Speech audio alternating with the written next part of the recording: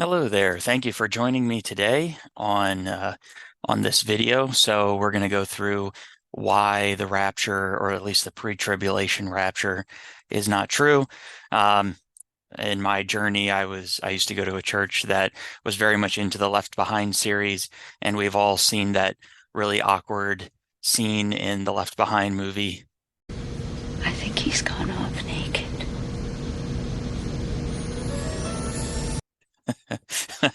Yeah, so Um, but basically, I just want to go through because I know a lot of people have rapture anxiety or whatever, and I just want to basically go through and show why the common verses that are um, the common verses that are used to support a pre-tribulation rapture are just not true.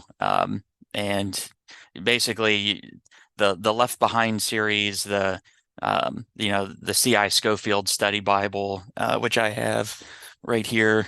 Everybody knows this, right? Scofield, and if anybody knows Charles Ryrie, Charles Ryrie.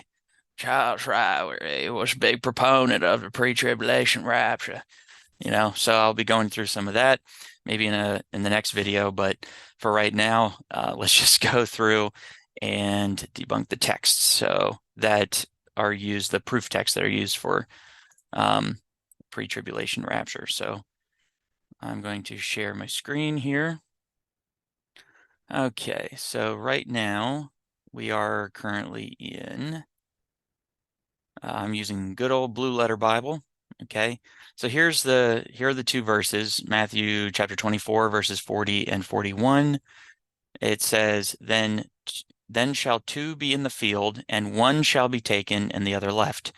Two women shall be grinding at the mill, one shall be taken and the other left. So this is the common passage that is used to say that people are going to be, or at least Christians are going to be suctioned up into the sky. Beam me up, Scotty, like Star Trek. And then there's going to be 7 years of tribulation, taken out of context again from the book of Daniel. And so then basically at the end of that 7 years, Jesus will come back with the people who were taken up and are going to bring more judgment onto Satan and the Antichrist, whatever. Anywho, so something to point out here is, look, then two shall be in the field, one shall be taken, right? Taken, and this is supposedly means taken in the rapture, and the other left.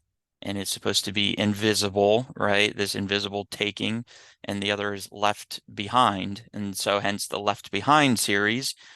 And so here again, two shall be grinding at the mill, one shall be taken, and the other left. Okay. Now, there's an interesting thing, an interesting concept called context.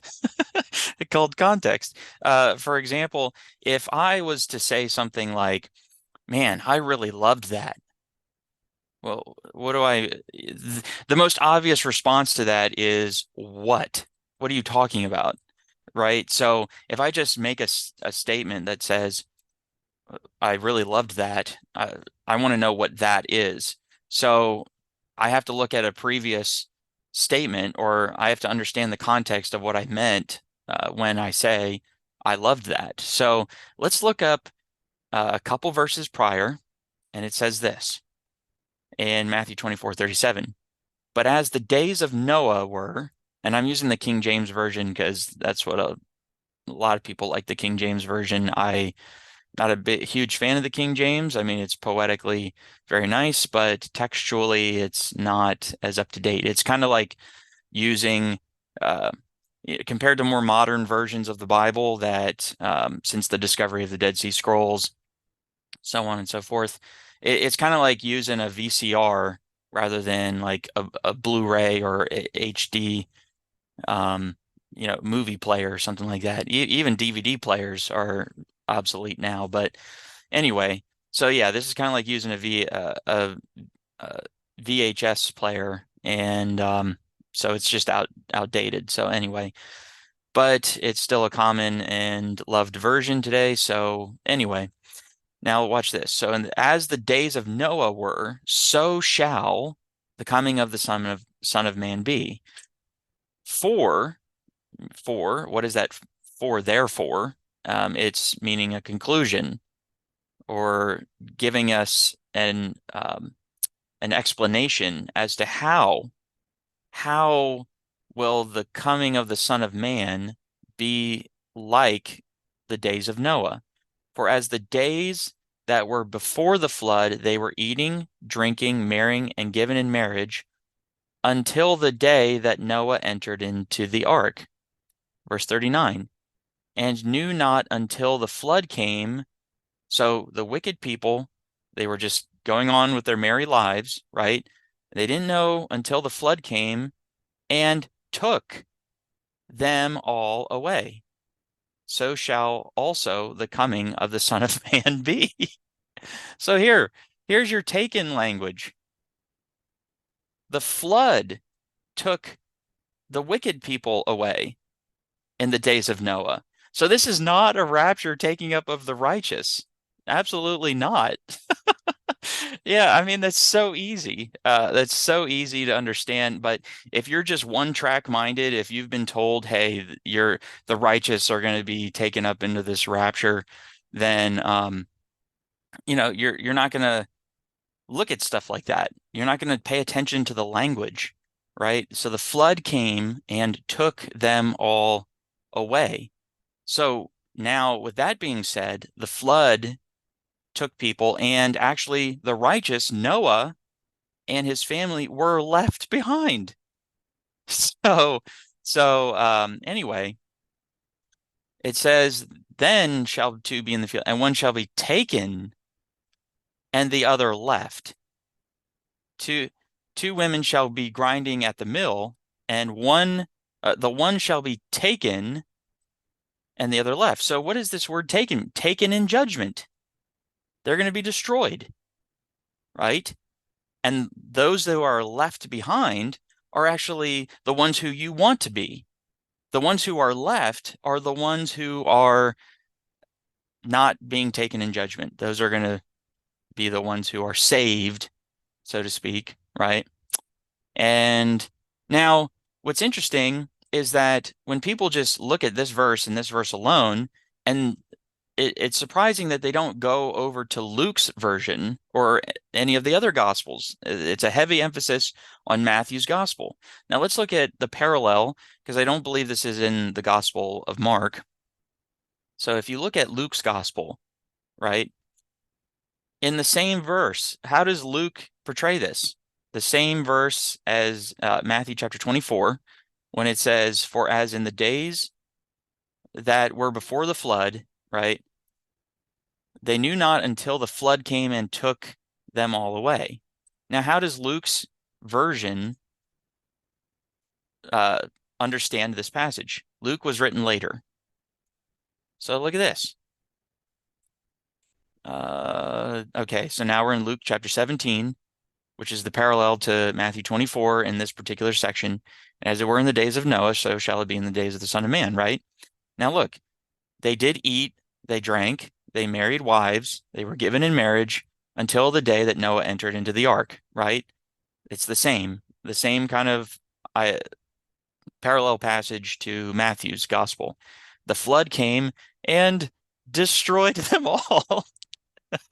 So here, look, Luke understands Matthew's took them all away as destroyed them all, not taking them up in some rapture. So to be taken is not a good thing. It means to be destroyed in judgment, right? So there's that. And there's some other examples actually in the Bible where taken and left means to be taken in judgment, and also to be left behind is to be saved from judgment. So here, taken in the book of 2 Kings, chapter 17 and verse 33, here we have, okay, so to get some context, so they feared the Lord and made unto themselves the lowest of them priests of the high places, which sacrificed for them the houses of the high places.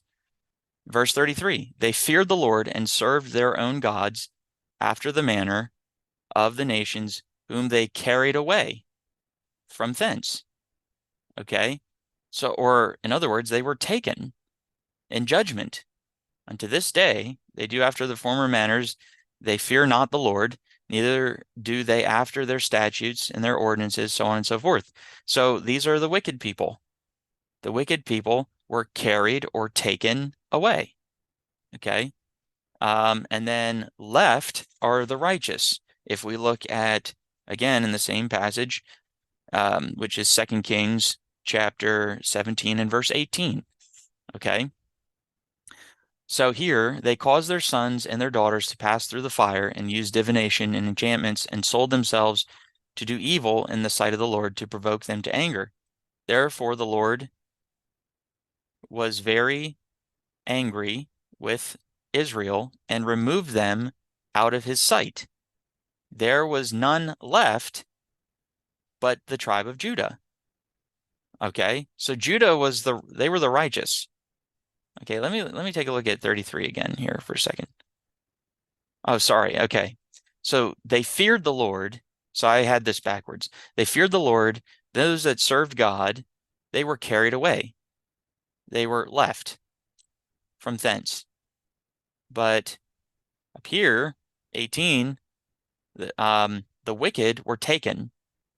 There was none left but the tribe of Judah only. So, yeah, the righteous were left behind, and the wicked were left, or they were taken in judgment. Another one is the book of Zechariah, chapter 14. And if we look here, Zechariah chapter 14 and verse 2, right? Behold, the day of the Lord cometh, and they spoil, and thy spoil shall be divided in the midst of thee. For I will gather all nations against Jerusalem to battle, and the city shall be taken. So right here, the city shall be taken, and the houses rifled, and the women ravished, and half the city shall go forth into captivity. So look, that's what it means to be taken, to go into captivity, right? Into judgment. So to be taken does not mean to be raptured in the sky. Or taken does not mean being saved. So here, then if we go down to verse 16, and it shall come to pass that everyone that is left of all the nations which came against Jerusalem shall even go up from year to year to worship the King, the Lord of hosts, and to keep the Feast of Tabernacles. And it shall be that whoso will not come up of all the families of the earth into Jerusalem to worship the King, the Lord of hosts, even upon them shall be no rain. Okay? So those who are left to worship God. So the righteous are the ones who are left behind from judgment. So there you go. There's another example in the book of Zechariah chapter 14. Okay? Now, I'm going to wrap it up with this. Proverbs, okay, chapter number 3, and let's start at verse 22. So this is about security in the Lord. This proverb, or at least this section, is about security in the Lord. So shall they be life unto thy soul, and grace to thy neck. Then shalt thou walk in thy way safely, and thy foot shall not stumble. Man, who talks like this anymore? But anyway, that doesn't matter. When thou liest down, thou shalt not be afraid. Yea, thou shalt lie down, and thy sleep shall be sweet. Okay? Those who are in the Lord, thy sleep shall be sweet. Be not afraid of sudden fear, neither of the desolation of the wicked when it cometh. Okay? The desolation of the wicked, right? Again, it's judgment language. When it comes. For the Lord shall be thy confidence and shall keep thy foot from being taken. So here we go again. Taken language does not mean being taken to safety. Being taken means to be taken in judgment. So therefore, when it says one shall be taken and the other left, that does not mean that to be left behind is a bad thing.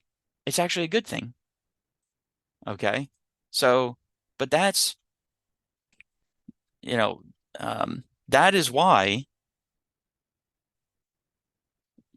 you know, that's why you should just throw your left behind books away. Throw them away. All right. If you got a Schofield study Bible, just throw it away. All right. I mean, I still have mine for the sake of doing stuff like this, but yeah, I mean, it's just a misunderstanding of that passage, and it just brings a lot of unnecessary fear to people. Like I said, people have rapture anxiety, and they always think that they're going to miss the coming of the Lord. They're going to miss the rapture if something happens, or if they are not doing quote unquote what the pastor says or something like that. I mean, it's very fear based and just not obviously it's not biblical. So anyway, if you liked what I had to say today, feel free to like and subscribe to the channel and hit the notification bell so that you can be notified when I make new content. Thank you so much.